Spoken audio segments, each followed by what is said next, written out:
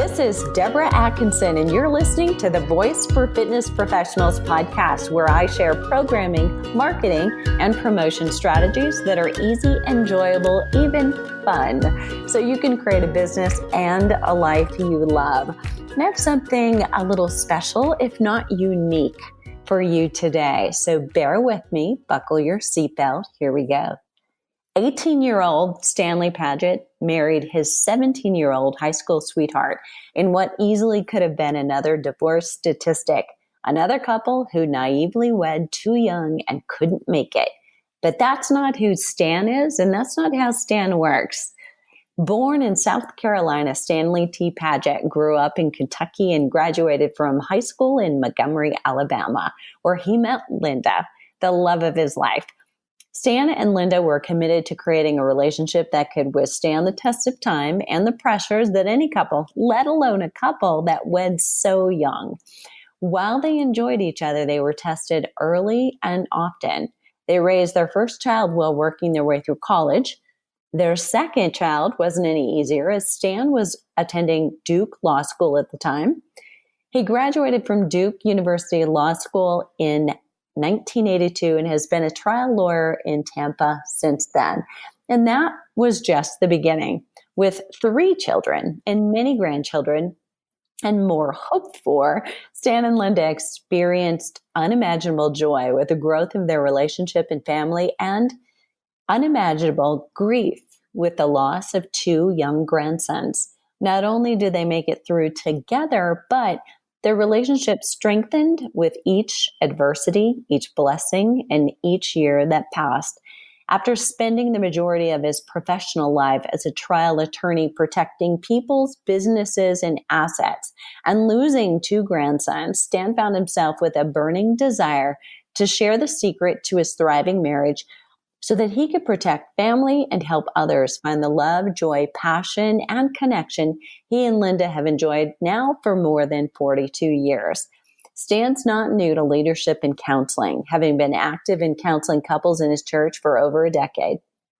His book, Unveiled: Secrets of a Marriage That Lasts Forever, and his course, The Diamond Relationship Formula, are the result of a lifetime of work and research.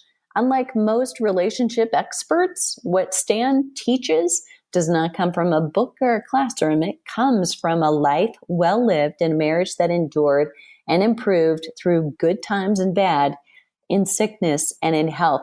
Their marriage has been cut and polished into a diamond marriage. Stan, thanks so much for being here. Deborah, thanks very much for having me. And I am not surprised if you're listening right now and you're thinking, did I tune into the right podcast?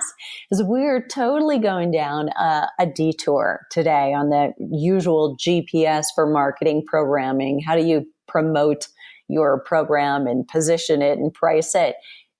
But this is really important. We know that a stable relationship, if not a stable marriage, is key in anchoring a foundation for self-care in health and fitness. And if you want to transform your clients and get better client outcomes, you care and somehow may be invested in your clients' relationships outside of the one they have with you. And Stan, let's tell a little bit about your background, because you have a unique background in that you have, correct me if I'm wrong, so I'm not quite sure, a son or a daughter who is a trainer. I have a younger son who is. Okay. And you've worked with a trainer. I have. And we just told in your bio, you are a trial lawyer. So if we're going to talk a little bit about scope of practice and boundaries conversations that it's okay and potentially you don't want to have, you are the guy to talk to. So let's kind of dive in and unpack this. And if I'm asking a broad question, you just call me on it and we'll narrow it down. How can a trainer support positive relationships for his or her clients in order to gain greater compliance and improve client outcomes? Well, all of your clients, Deborah, are people who they're just human beings, and their motivations come and go, and in many respects are very much affected by their relationships other than with their trainer. If they're struggling in their relationship, they are going to be less motivated at work, less motivated at school, clearly less motivated to even get in the gym, but to do anything once they get there. So if you can lift your client's spirits, at least be a little bit of an oasis of positivity, you have a better chance of, because, hey, maybe they find that it's a little bit of an escape. They come to the gym, they get to interact with you. It's a positive interaction. And even if they didn't want to come, for me, the best workouts I've ever had were the ones I most didn't want to do, because I realized I'd overcome myself and I'd done what I needed to do physically. Love that you said that. Okay, so here's the deal. The nature of personal training, we're already with someone who potentially was intimidated when they come in, and clearly, every person has said something really important to a personal trainer, whether they've said it out loud or not. They've said, I need help. I'm not getting this done myself. And so the nature of personal training is people will often reveal intimate pieces of their life. And often that is relationship based, not necessarily, things that a trainer is trained to handle. Do you have suggestions for maybe curbing conversations or shaping them that could become things that come back to bite a trainer in the what? Yeah, absolutely. I think that personal trainers in many respects have become the bartenders of my generation. They're the listening ear. Yeah. They are going to hear things, and people are going to say things. And interestingly, the people who made that decision to come to a personal trainer tend to be very self-aware. They realize they need a mentor, and even personal trainers need their own coaches. Tiger Woods has a coach. LeBron James has a coach. Just because you're successful in whatever you do, to get to the next level, you need somebody else who's able to guide you to get there. So they play a very, very important role for anybody that they work with. They have to be careful about not becoming an emotional crutch, because that will interfere with the client's primary relationships outside the gym. It's a very challenging environment, challenging position, because the trainers all tend to be fit, attractive, outgoing, and at the same time, you're always dressed in gym clothes. It's not like you're wearing a trench coat. You've got people who are dressed in ways that are at least obvious, if not revealing. So you have to be very careful and mindful of how you're addressing and the way you carry your body, your own physical space. You can either give off a hug me and sort of a vibe, or I'm a professional. We have a professional relationship. There's a distance that needs to be between us, and still listen respectfully. Fabulous input. Okay. And there is this piece for trainers. I think I'm going to call out the elephant in the room, that it can feel very heady or flattering to be treated as a confidant, whether by your peers or, in fact, even and especially with someone older, whether a male or a female, different gender or same. When you're in that situation, it feels good. And I think it can be hard in that moment for a trainer to identify, this is a place where I actually need to put up a boundary around myself that will result in a much better client relationship. But it's very tempting, I think, to get in and go along for the ride. What kind of signs or symptoms might there be when it's time for a trainer to pull back slightly? I think it's when the client is wanting to communicate, whether by text, email, or other, outside of the gym on anything other than scheduling or a question that's clearly related to training. It's when they're being invited, well, let's go have a drink. To be a professional, they need to have a really clear distinction between my personal life and my professional life. I was a ROTC cadet in the Army many, many years ago and served as a reserve officer in the JAG for 9 years. And the Army had a saying is essentially, you don't crap in your own mess kit. And I realize that's a little bit harsh, but essentially your professional job, the place where you do your profession, that's your mess kit. Don't mix personal inside that. I mean, literally, if you find somebody, you say, hey, I think this person's my soulmate. I want to be with them. I want to explore this. Fire them as a client. Say, I'm happy to spend time with you personally, but I'm not going to keep you as a client if we do that. You're going to need to work with a different trainer. Yeah, so good. I'm so glad you said that. And I was recalling, it's been a little while, probably seven years or so since I was in the thick of really leading a team of about 24 trainers. And frequently this would come up where it just seemed that there was some socializing going on outside of training sessions. And, it was so much easier to see that a line needed to be drawn than when you're in it to actually draw that line. And I will go this next step because this will lead to a better question. A trainer is also very vulnerable, him or herself, in relationships that, starting early, going late, working over lunch hours or working weekends, which is what a trainer who's getting started and really wanting to build a business has to do. We need to, realize that we've got to take care of our own relationships in order to give in serving positions like personal training. You've got to protect yourself. So that can weigh heavy on relationships and tax it as well. And the trainer's relationship is at risk. So in terms of people who are in serving and giving relationships, healthcare, teaching, in fact, would fall probably under the same scope.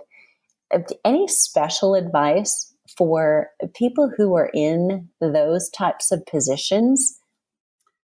Two things for sure. One is make sure when you leave in the morning, when you come home at night, that the first thing you do, the last thing you do before you leave, the first thing you do when you walk in is you go find that special person, put your arms around them and hold them. You don't have to say anything. You can be physically exhausted.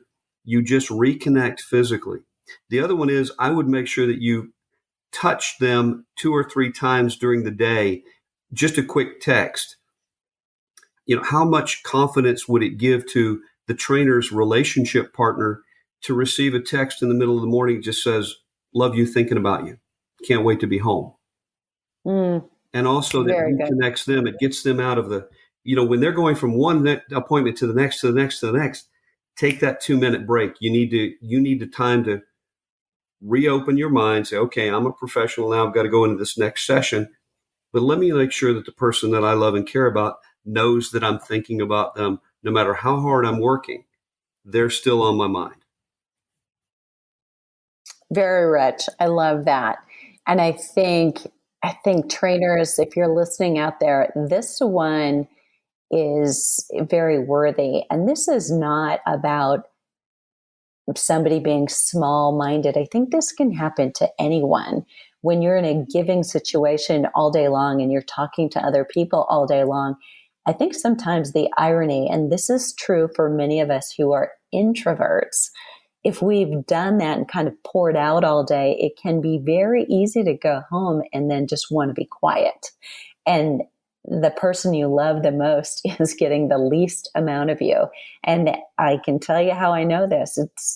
I've been that trainer. I've been that outpouring vessel all day long and just wanted to come home and be quiet in the same room with my significant other, but I felt like I didn't have, a lot left to give.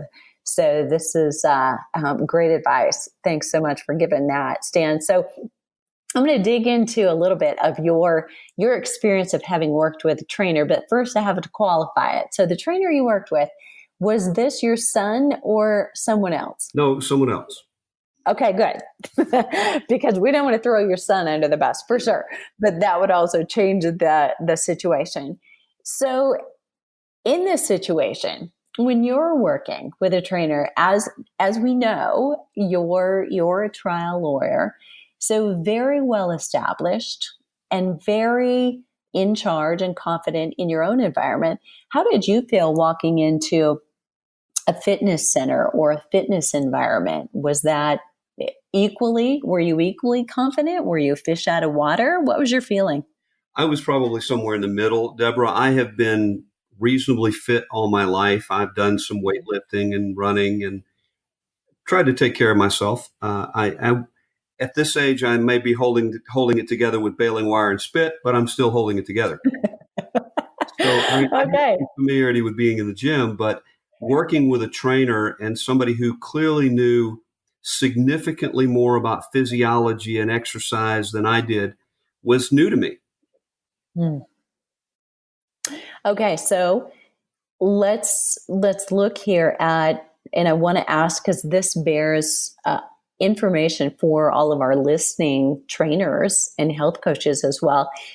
The age of your trainer, was this peer-to-peer? Was your trainer younger, older? Much younger. I was I was close to 60 and they were probably early to mid 20s.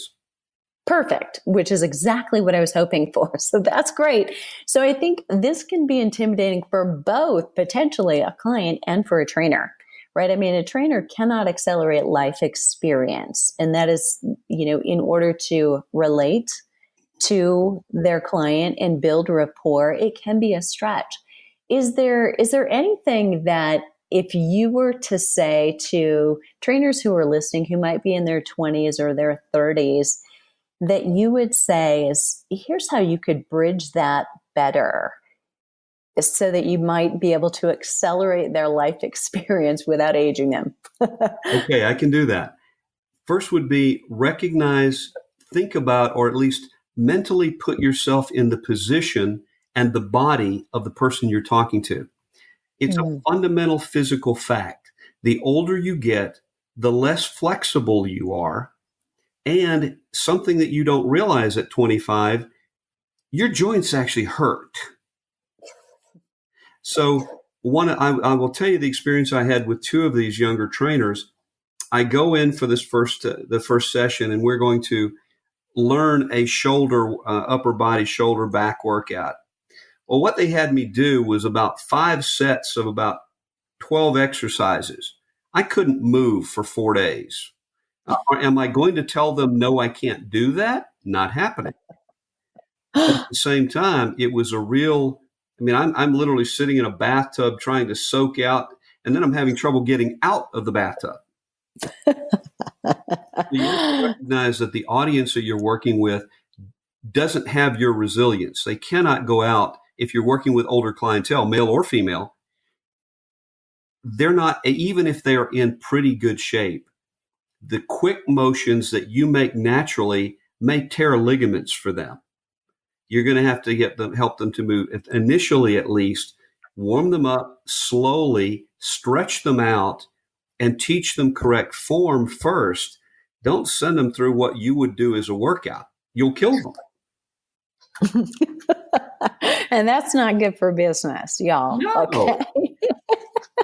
Okay. So tell me from this standpoint, from rapport building, not that literally teaching the exercise is not an important piece of that, and gaining and building trust by doing that correctly at the right speed. However, what about rapport building, conversation otherwise during the session? Was that at all important to you in just helping you get comfortable with your trainer? Yes, it was. And I think if the key really is for them to do more listening than talking. It's that, and that's essentially communication and connection 101. Anyone you listen to believes that you are a brilliant conversationalist. The less you talk, the smarter you seem. And so true. you're letting people, and what you will also do, you'll find that to be a real learning experience. You'll find out what their real challenges are, because people won't tell you initially. Until they trust you, they aren't going to tell you. Till they see you as someone who is going to listen to them, going to respond to their concerns, their body issues, whatever, so that you're not just, you're not running through Burger King and getting the workout of the week. You got to build. So good. Yeah, great tips. It brings me back to a tip from a podcast a bit ago, and I'll try to dig that up and put that in the show notes for all of you listening. But there are two things to consider. And of course, first and foremost, as always, we do no harm. We're trying to improve lives. We go at the right speed and do the progression for the right person in front of you at this time. But there is also that rapport building and conversation that happens naturally. There are two things to consider there. Being interesting can help grow your personal training business, but being interested in the other person, and I think that's really what you're saying, can go much further to growing your personal training business. Absolutely correct. Fantastic. Okay, Stan. So in terms of all of the trainers, health coaches that are listening, what's the question that in this unique experience that we've got here, we have somebody who could give potentially great legal advice. We all have somebody who's mature enough to look at what would really be a way to connect with professionals and relate to them to grow business. What's the question that I should have asked you that I haven't thought of yet? The question would probably be, is there such a thing as being emotionally unfaithful or emotional infidelity to my own primary relationship? Mm-hmm. And the answer to that is absolutely yes. Mm-hmm. Infidelity is not only physical. If you develop an emotional reaction to a client, or allow them to develop an emotional relation to you, where you want to begin to share intimate parts of your life, even verbally, you're being unfaithful to whoever your spouse is. And you need to draw that line very clearly in your own mind, so that when you begin to hear those types of comments come out of your client's mouth, those types of comments start to form, those thoughts form in your head, you go, wait a second, that's a line I have promised myself I will not cross, and back away. And there are going to be times where it means that you walk away from the client. You get a client who gets clingy in a session. So, excuse me, I'm going to need to go take care of something. I'll be back. And literally, you may need to send another trainer over. There is nothing worth losing your relationship. And you also have to realize the effect of social media. If you give someone a very negative experience because you let them get too close and then you realize it too late and you cut them off, it really doesn't take much to damage or destroy your reputation, because there are people who are vindictive enough to do it, and we see it every single day. Fantastic advice. Thanks so much for simplifying really a complex topic. Stan, what's the best way for trainers themselves or health coaches who are listening to get a hold of you, or to provide some information as a resource for their personal training clients? That would be wonderful. And that may be helpful to them. If their client indicates they have relationship issues, they want to talk about them, and say, look, I really don't deal with that, but you can go to www.relationshipmagicacademy.com. There is information on the site, including a 3-question quiz to find out the current state of your relationship. There's a digital course. I do workshops. I'm going to do a marriage tune-up May 4 and 5 in Clearwater, Florida. And there's a Facebook group and all the rest, so that they can find information, and that may be a way for them to deflect the difficult questions that they don't want to answer or don't feel comfortable answering. Fantastic. Thanks for such a great resource for all around. And listeners, if you've got a question we didn't answer during today's podcast, leave it below the show link at fitnessmarketingmastery.com/relationships. And I would so appreciate you leaving a rating in iTunes. It really helps. Check out all the blogs and other podcast episodes at, again, it's fitnessmarketingmastery.com.